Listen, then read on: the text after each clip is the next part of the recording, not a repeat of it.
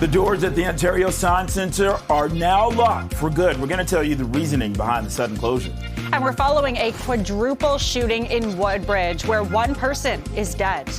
And Toronto police say that they've dismantled an auto theft ring targeting high-end vehicles. More on Project Poacher coming up.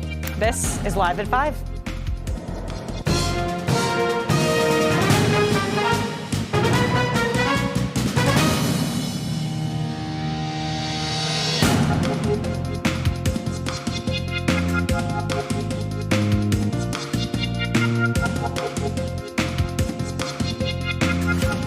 Good evening. I'm Bakari Savage. And I'm Lindsay Biscaya. Welcome to Live at 5. Well, we're following breaking news tonight. The Ontario Science Centre is set to close its doors today. Yeah, let's go live to CP24. CJ Liu, who's at the Science Centre. CJ, you were actually able to talk to some people who were there. Were they trying to get in? What was going on? What was your conversation?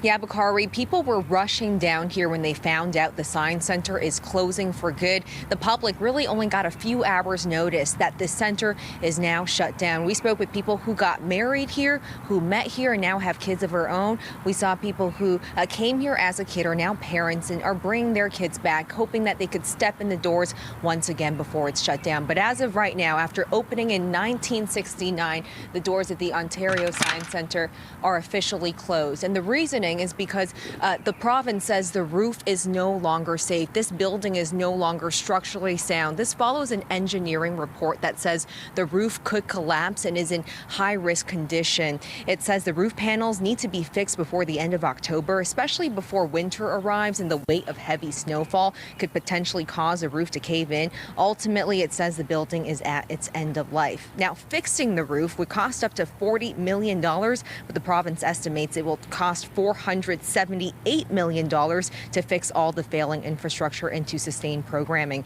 Here's more from Michael Lindsay, CEO of Infrastructure Ontario, on why the Science Centre has to close. Every building has a lifespan. The current OSC facility is more than 50 years old, and even with an effective program to address deferred maintenance, at some point the total refresh and replacement of some structure is going to be required. That's certainly the case here. As a property manager, we've worked with the team at the Ontario Science Centre to make critical investments and repairs over multiple decades in this facility. But the age of the facility ultimately is beginning to be the thing that counts here. At this age, like many other old facilities that you'll see across Canada, now is simply the time for a far more comprehensive and very costly rehabilitation if ultimately it was to be done. You know, if you wanted to do what would help your friends at Therma the most, if you wanted to hold up your end of the bargain in one of the worst deals ever by this government, giving Ontario Place away in a 95-year lease to a non-Canadian company, you know what you would do? You would find the fastest way possible to close the Ontario Science Centre. And that's exactly what they've done today.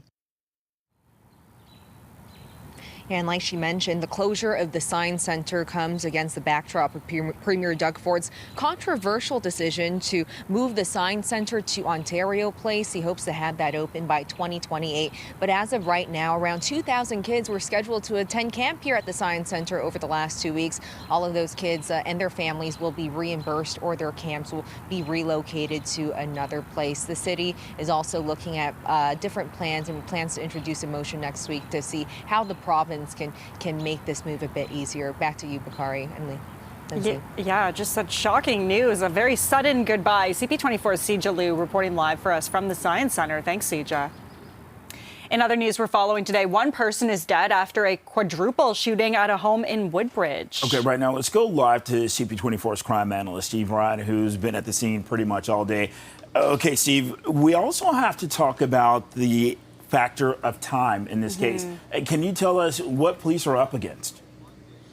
Well, the initial call is 0 to 100 because you've got police cars responding to the sound of gunshots at this address here on Casanova up in Woodbridge. Once they were able to breach the door and once they were able to make sure that there was nobody else that needed help, they were able to clear the house and they were able to get 3 people of the 4 that were shot were transported to hospital. The 4th person died and was pronounced at the scene there. Once they got all of that under control, then you step away from that scene and now the dust settles. Now they've got time on their hands right now. They do have to get some sort of development when it comes to a suspect, and I'm sure we'll hear about that within the next little while. But the fast part of this investigation has now come to a slow still because of the fact that they do have access to this crime scene now and that there's nobody injured. There's no threat to public safety because police believe that this was targeted. So there's lots of time now for the police to do their investigation. Police not really giving us any indication of the identity of those involved, but correct me if I'm wrong, this is not the first time something has happened, an incident at this home in this area. Yeah, that's right. You're talking about a car that was set on fire intentionally in that same house outside of their address in their driveway on Christmas Day. So you treat the things as not related until such time that you learn they are related. But certainly is, Lindsay, an investigation that the police will look back on to see if they can come up with any leads back as to who started the car fire or who they looked at as a suspect for that. And then can they match that to this homicide / a quadruple shooting that took place this morning? Hey, Steve, you've been there all day providing updates for us. About an hour and a half ago, you saw police wearing what looked like hazmat suits walking in. Can you talk about that? And have you seen them come out yet? Yeah, I saw them go in and they have come out. And those hazmat suits are so that the officers going in don't contaminate the scene. They're not bringing anything into that scene on their shoes or nothing's falling off their clothing to contaminate the scene itself. I did see the coroner, Bakari, when you and I spoke last, the coroner was going into that house with the officers. She put on the hazmat suit as well. The coroner is the one that pronounces death. Pathologist is the one that does the autopsy to determine what the cause of death is. There's 2 different entities. Both require doctors, of course. The coroner, again, officially pronounces death. The death warrant signed. Then the body is sent to the Center for Forensic Sciences, where a pathologist, also a doctor, of course, does the autopsy to determine how the person died. Okay, CP24's crime analyst Steve Ryan reporting live from the scene of this quadruple shooting where 1 fatality has been confirmed. Thank you, Steve. And police are investigating after 4 people, they were found dead. This is at a residence in southwestern Ontario. Yeah, OPP officers were called to a home in the town of Harrow, about 45 minutes south of Windsor yesterday afternoon. Today, police confirmed that 4 bodies were found inside the residence. The mayor of the rural town said the victims were a mother, a father, and 2 young children. It's a tragic event, and certainly death investigations affect officers. They affect the community at large. This family has been profoundly affected. Friends have now lost friends. The community has lost 4 people that they know and they love. So, I mean, that's in the back of everybody's mind as our officers proceed through this investigation. Autopsies will be conducted to determine the exact cause of the deaths. Police say there is no imminent threat to public safety. And Toronto police are looking for a man accused of shooting at a police officer overnight in North York. The incident took place during a vehicle stop shortly after 3 this morning in the area of Allen Road and Lawrence Avenue. Police say the driver of the vehicle got out of the SUV and fired a gun in the direction of the OPP officer before running away. A witness tells CP24 about what he saw. We were just setting up to do some work here at the station, putting in some barrier at the bus loop. And I saw across the road, the police had pulled over what looked to be a Lexus SUV. And then all of a sudden, the driver of the Lexus SUV jumped out and started running westbound along Lawrence Avenue. And then the police yelled after him to stop running, and then he ran after him. And then I heard a single shot. I don't know who shot who, but I heard a single shot. Now, the officer wasn't injured, and the suspect has not yet been caught. Right now, it's 5:09, 23 degrees. We are in rush hour, so let's get a check on the commute with CP24's traffic specialist, Adjoa Intigayaboa. How's it looking? Go ahead. How's it looking? It's looking very slow. We're barely moving, Bakari. I was just waiting to see if you're trying to sprinkle some good news. That's not happening. We're dealing with some major issues. Multi-vehicle collision through Mississauga. It's on the westbound lanes of the 403, just through here, Ontario. It does look like cars are just getting by on the shoulder. Now they blocked that HOV lane, so it is a tough drive for commuters through this stretch. The delays extend right on off the 401. And then if that wasn't bad enough, no relief on the eastbound lanes of the 403, right around Mississauga Road. Crews are dealing with a collision that does have the left lane blocked. A bit of a hindrance as well. This is on the Toronto Bend QEW ramp that takes you to the westbound 403 in Burlington. It's been blocked off for a multi-vehicle collision. A vehicle ended up in the ditch. That's what MTO is telling me. I have not seen the vehicle itself. And if your travels take you on the 401, it is a very slow drive with a bit of light rain as you make your way across the top of the city. Off the major routes and outside of camera view on the westbound 407 west of Dufferin, heads up for a collision. It's in the right lane. I'll send it back to you. This CP24 traffic report is brought to you by 407 ETR. Enjoy the journey with a stress-free commute. 4 people are facing 28 criminal charges, including participating in criminal organization and fraud after Toronto police dismantled a car theft and revinning ring. And for more on this, we are going to go live to CP24's Andrew Brennan. Andrew. Well, Bakari, Lindsay, looking at what Toronto police are alleging here, they say that not only did this involve people that were stealing vehicles and then having them be repurposed with a new vehicle identification number so that they could be resold here in Canada and abroad, but also that it involved a now former employee with ServiceOntario. So how did all of this work? Well, let's just say first off that there was over 100 vehicles that were recovered. The ultimate price tag that police had put on them, $9.5 million. So some rather expensive cars. Just 18 of them, according to Toronto police, or I should say just 21 of them cost $1.8 million. So some very luxurious vehicles being stolen. But how did they get new vehicle identification numbers? And how did all of this seemingly be possible using documents that would come from the government by ServiceOntario? This is what Toronto police allege. Take a listen. It's alleged that the suspects would provide the former employee with with vehicle identification numbers from vehicles that had previously been sold or exported out of the country. In exchange for money, the former employee would then create new, legitimate-looking vehicle registrations and license plate for these clean VINs. These falsified documents were then used to re-VIN the stolen vehicles, effectively disguising them and making them appear legitimate. The stolen vehicles, now with new identities, were sold to unsuspecting buyers or used in other criminal activities throughout the city. A pretty intricate scheme, according to Toronto police. But overall, having 100 vehicles be recovered, that does sound like good news, right? Well, according to the Toronto police chief, the last numbers we got for a full year, as this problem's been getting worse and worse and worse every year, 12,000 vehicles were reported stolen in Toronto last year.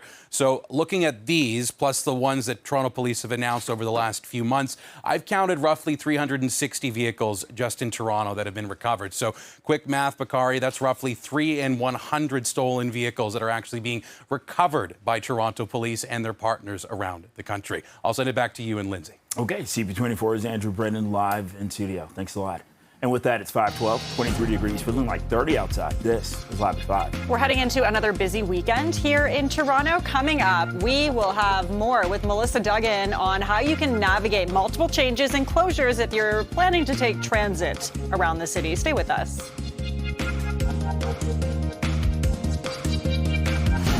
There have been multiple requests over a number of years to fix what is called the critically needed projects for repair.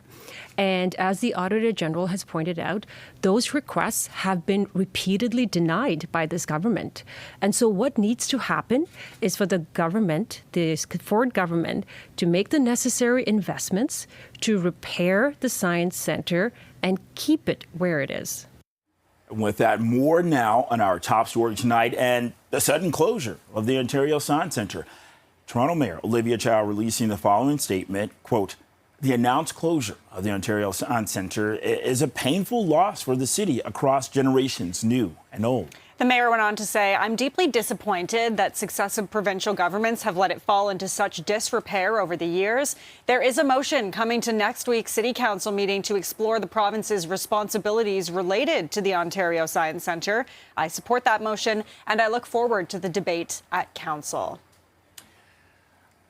Well, Lindsay, it is the first weekend of summer. There's no shortage of things to do, but you're going to have a plan in order to get around town because the TTC has some closures and changes in effect. A plan is necessary. For the details on that, we're going to go live to CP24's Melissa Duggan, who maybe has a plan for people or can at least tell people what these changes are and these delays. Melissa? And Lindsay, the Blue Jays are actually doing us a favor this weekend because they're playing out of town. So we don't have to worry about tens of thousands of people heading to the downtown core to check out a game, because there are going to be some complications this weekend. Let's start with subway service on Line 1. There will be no trains running between St. Clair and College Saturday and Sunday. This is for some track work, other repairs being done. Shuttle buses will be running along that stretch, but you might want to give yourself a little extra time to factor all that into play. As for GO Transit, some service modifications are going to be in place for the Lakeshore West line, so definitely check ahead before you head out. And then starting Sunday for the 510 Spadina streetcar line, no streetcars are going to be running there starting Sunday through to December. That's for a bunch of work that's going to be done along that line, along the track and for the power sources. Buses will be operating in that area, but keep in mind, no 510 streetcars to and from Union. Instead, you're going to want to transfer between replacement buses and the 509 Harbourfront streetcars. Now, you will have time to practice, as I mentioned, because that's, again, in effect from Sunday through to December. So plan ahead when you go out to some weekend events. Lots of stuff happening around town. Woofstock is taking over Woodbine Park on Saturday and Sunday. It is back after taking a few years off, but the festival is going to be drawing a big crowd, especially with pets turning out for that one. There's going to be an off-leash area. There's going to be some dog yoga. There are going to be some tricks. There are going to be some treats. So something fun to check out there. And Jazz Fest is back. That's always a fun one. It's back for its 37th year in Toronto. More than 100 musical performances taking place over 10 days for that festival. Some free concerts if you're looking to save some money this weekend but still have a good time in the Bloor and Yorkville area. Lots of fun there. The Arkells, they're playing back-to-back shows. That's happening at Budweiser stage tonight and tomorrow. So plenty to take advantage of. But yeah, plan your way, how you're going to get there and how you're going to get home too. We always think about getting there, but yeah, getting home. Keep that in mind. Lindsay and Bakari. Okay, Melissa, I'm giving you a new title, Social Chair. CP24's Melissa Duggan. Thanks a lot. Thanks. Well, the path to citizenship for people born abroad to Canadian parents is likely going to be longer than planned. It could be at least December before they're eligible now. Last year, the Ontario Superior Court ordered Ottawa to reverse restrictions that were imposed by previous Conservative governments in 2009 that only granted citizenship to children born in Canada if their parents were born outside the country. A deadline was set for June 19th, and on Wednesday, that was extended to August 9th. The Immigration Ministry says a hearing will be held on August 1st to determine whether to further extend that deadline to December. Right now it's 5:19, 24 degrees. This is Live at 5. Coming up, swimming for sight. We'll have more on a challenging dip at Cherry Beach after the break.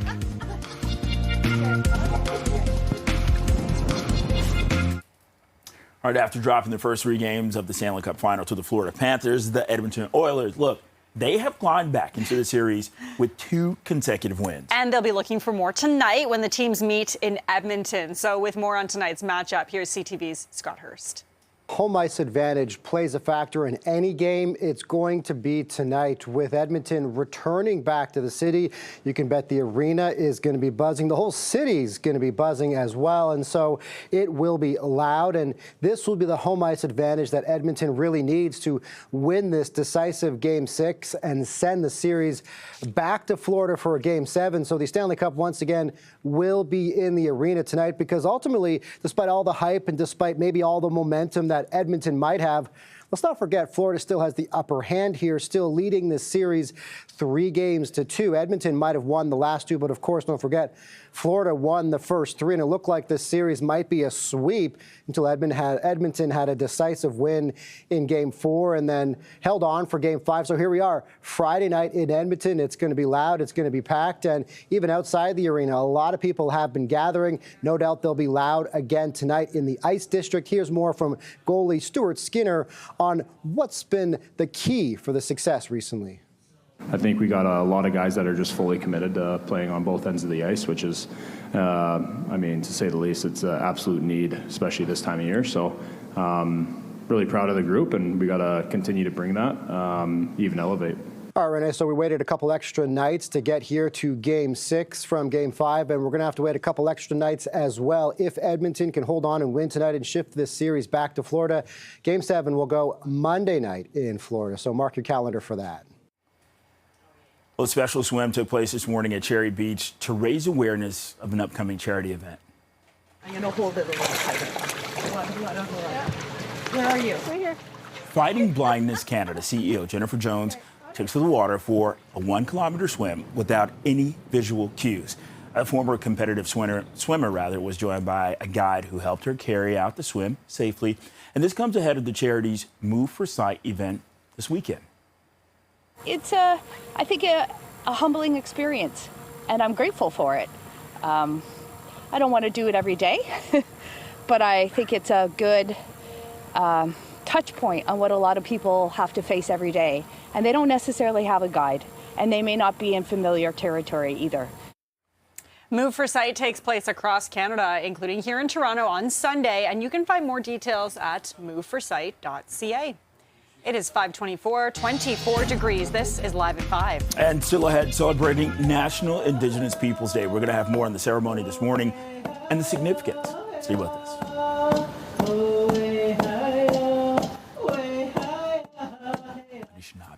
It is National Indigenous Peoples Day, and here in the city, that means the annual sunrise ceremony at Nathan Phillips Square.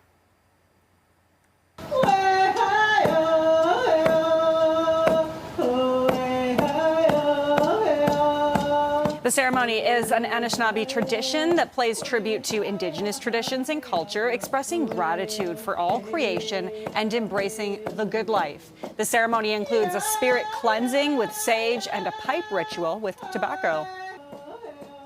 This morning, I talked about relationship to the land and just how important it is for us to renew and reclaim that. As we degreen the earth, you know, we're being called upon in how to fix it. And 500 years ago, we said this is how you don't degreen. You know, you have to be in right relationship, never take more than you need, never commodify anything because they are gifts, to always give thanks, to do all of those good things that help us and all of creation to thrive and survive in those good ways. This day was created back in 2017 after decades of calls by First Nations people to celebrate the contributions of Indigenous peoples. Right now it's 5:28, 24 degrees. This is Live at 5. We are following developing news tonight after the Ford government announced the immediate closure of the Ontario Science Centre. This is a live look. The doors are locked this evening. More on this coming up. Stay with us.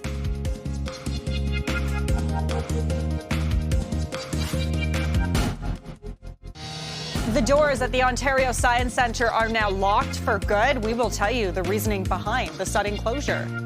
And we're following a quadruple shooting in Woodbridge. This is where one person is dead. And a major subway closure to watch out for this weekend. Plus, we'll tell you about some other changes on both the TTC and GO routes. This is Live at 5.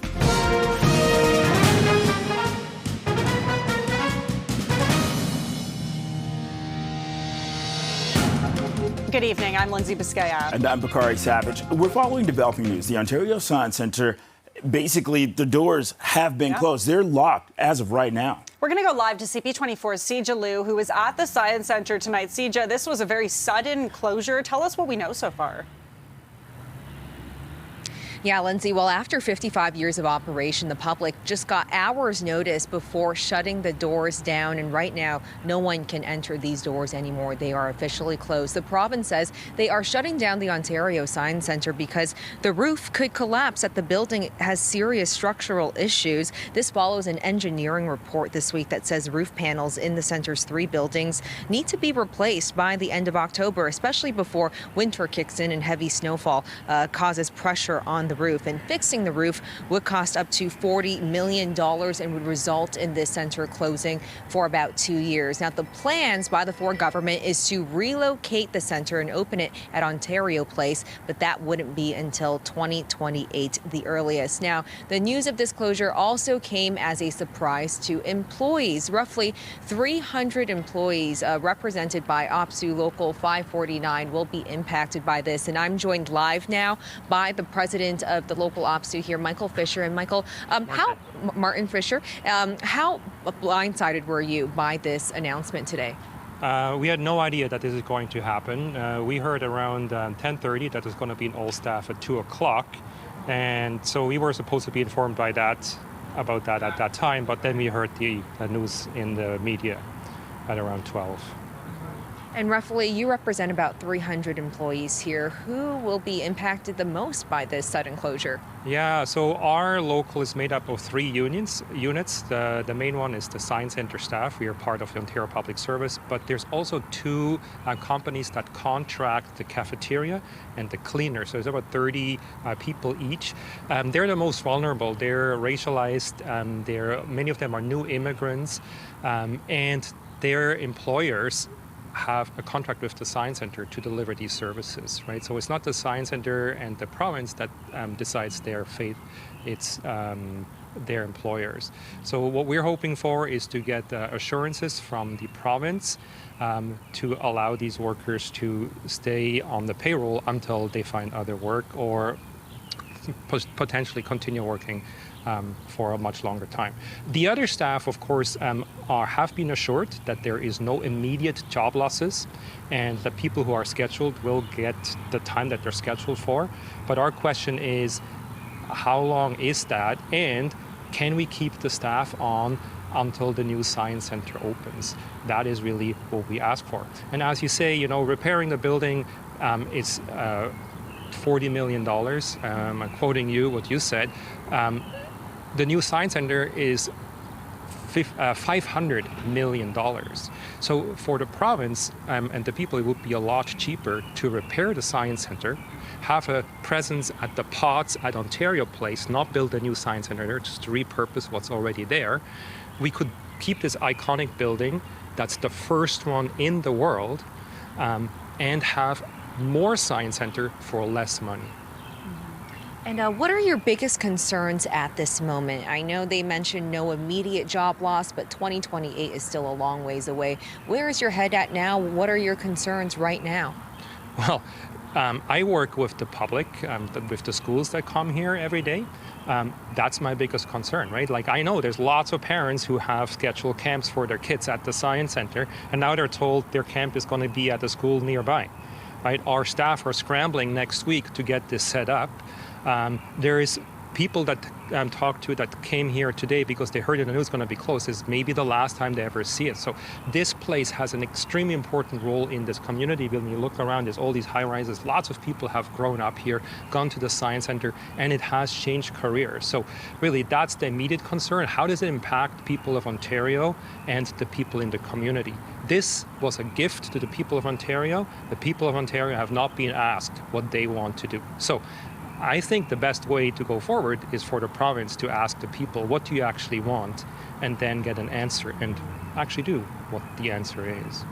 Well, thank you so much, Martin. We hope that your 300 employees do find some resolution to this. And again, the Ontario Science Centre is now officially closed after the Ford government announced just a couple hours ago that the roof needs serious repair and that this building is no longer safe. Back to you guys. Yeah, no time really for people to say goodbye. Okay, CP24 Sija Liu reporting live from the Ontario Science Centre, which is now officially closed. Sija, thanks for that. And other news we're following tonight, one person is dead after a quadruple shooting at a home in Woodbridge. And for the latest details, we're joined live by CP24's crime analyst, Steve Vaughan, who's been on the scene all day. Let's say, these calls first started coming in to police right around 9:30 this morning. See, based upon what you have heard so far, what do you discern from this crime scene? Well, I think the most important message that the police have relayed is that this was a targeted shooting. Now, there were 4 people shot this morning, according to York Regional Police, on this street here, Casanova Drive, up in Woodbridge. And when police arrived, they found 4 people inside of the house. All of them had been shot. 3 were rushed to hospital in serious condition, and 1 person was pronounced dead at the scene. So this is now a homicide, but police do say that it was a targeted shooting, and there is no threat to public safety. That is a very important message for the police to get out. So, Steve, at this point, I mean, with your background as well, we're looking at pictures of investigators here at the scene. What do you think investigators are going to be doing moving forward to try to figure out exactly what happened here, the motive maybe, or any other information? Yeah, great question. Well, they'll get into the backgrounds of all the people that were involved, the backgrounds of maybe people who may have been connected to this address. And, Lindsay, they'll look at an occurrence that you and I spoke about in the last half hour, where a car was set on fire in that same house outside on the driveway. It was set on fire intentionally. The police responded to that call, and that was on December the 25th. So they'll look at those occurrences as well and see if they can make any connections as to maybe the same suspect or suspects was responsible for both. That will be part of the investigation for sure. Okay, so, Steve, we're talking about a targeted shooting here. 4 people shot, 1 person dead right there at the scene. What type of message could the suspect or suspects possibly be trying to send? Well, if you consider this to be a targeted shooting and 4 people were shot, it certainly sends a message of aggression for sure. It's a personal attack when you break into a house and you not only shoot the person that you're looking for, you shoot 3 others around them as well. It certainly is personal, and I would suggest that police are going to learn that there may be some long-standing history with the suspect and at least one of the people that was shot inside of that home behind me. Okay. CP24's crime analyst Steve Ryan reporting live from the scene in Woodbridge. Steve, thanks for this. Okay. And police are investigating after 4 people were found dead. This is at a residence in southwestern Ontario. OPP officers were called to a home in the town of Harrow, about 45 minutes south of Windsor, yesterday afternoon. Today, police confirmed 4 bodies were found inside the residence. The mayor of the rural town said the victims were a mother, a father, and 2 young children. All death investigations are extremely complex things, and they do take time to complete. So we would ask people to be patient.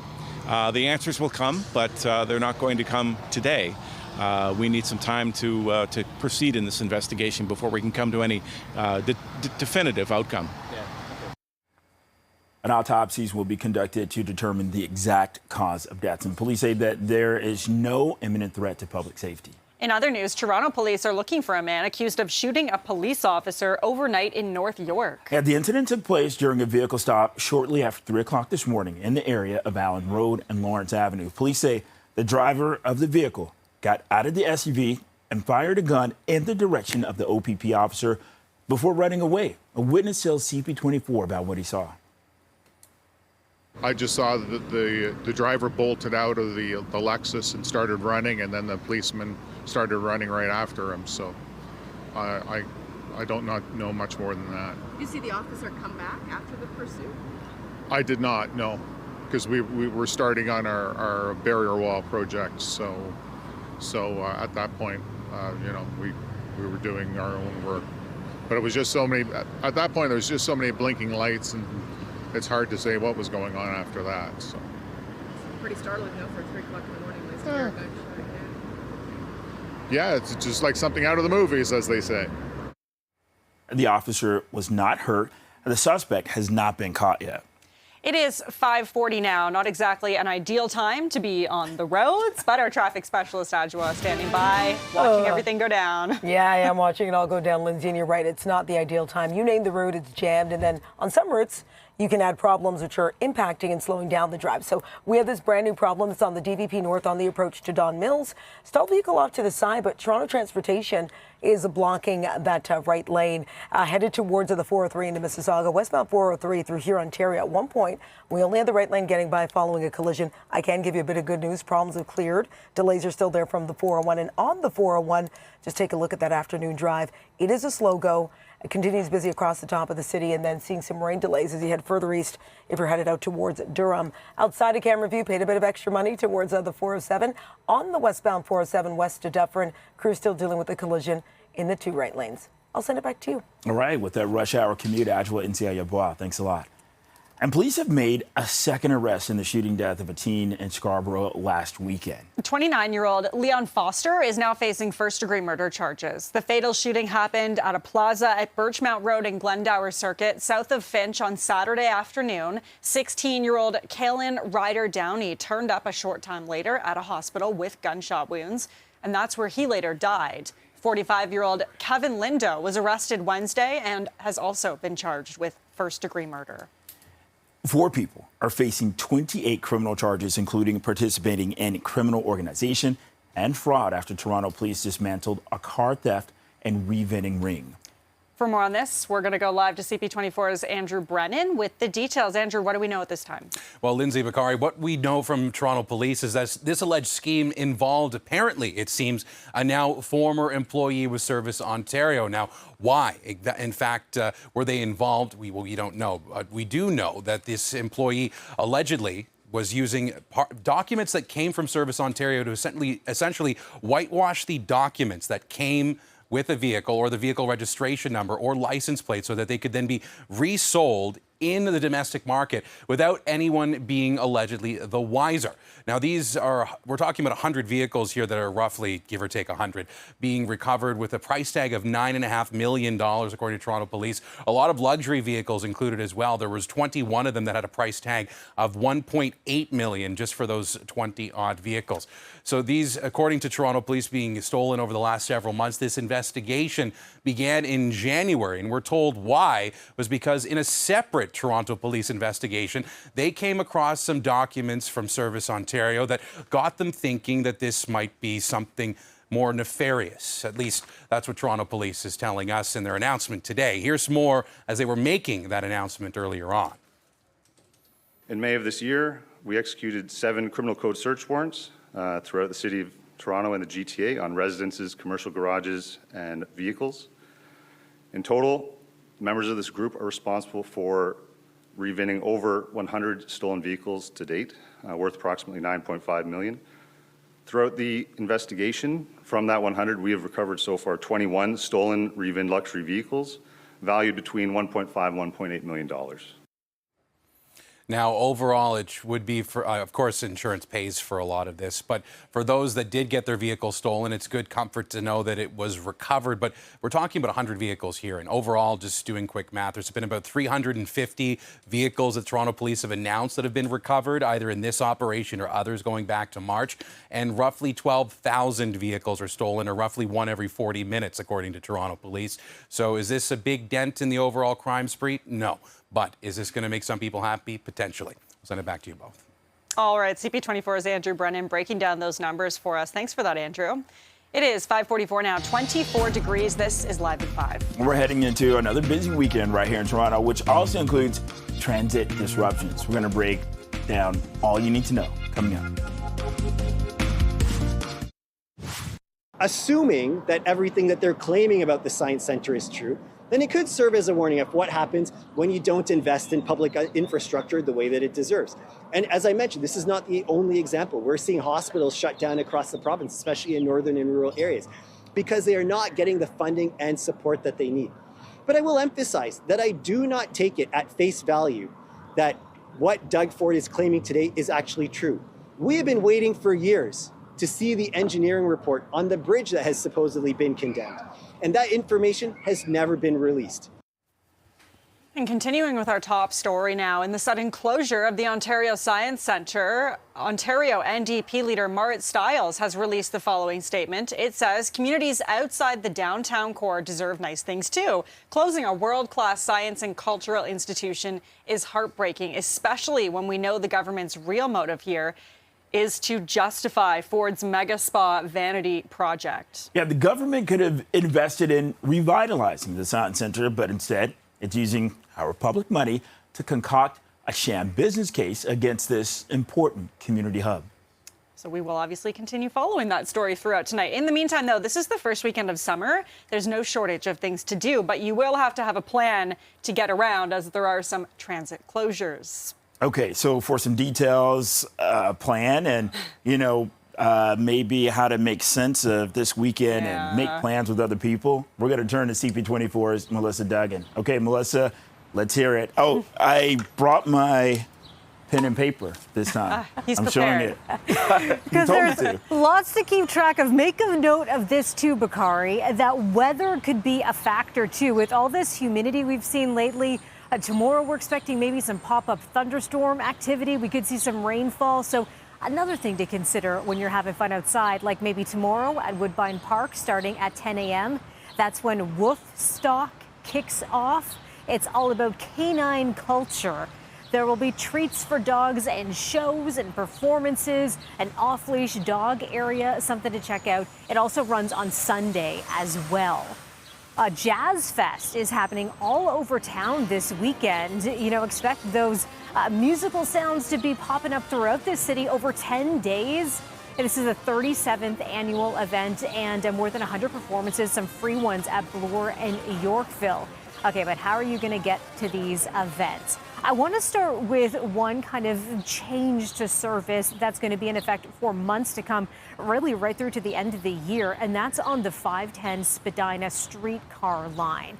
So streetcars are not going to be running along a long stretch between Spadina Station all the way to Queens Quay West, and that is because the TTC is going to be doing some repair work along that area. Buses will be running, but no streetcars until about December. Now, if you want to take the subway this weekend, Saturday and Sunday, something to keep in mind on the Line 1 Yonge University line. No subway service will be running between St. Clair and College. There will be shuttle buses. And for GO Transit, something to keep in mind, Lakeshore West, there will be some disruptions there. Plan ahead before you head out. It is going to be a busy weekend. But yeah, the first full weekend of summer, it is here. Time to have a good time. Okay, CP24's Melissa Duggan with all of those details. Melissa, that's a lot. Thanks for that. Thank you. It's 5:50, 24 degrees. This is Live at 5. Hey, coming up, the weekend's here, which means there are new movies hitting the theater. Film critic Richard Krause has his reviews after the break. Let's slow down.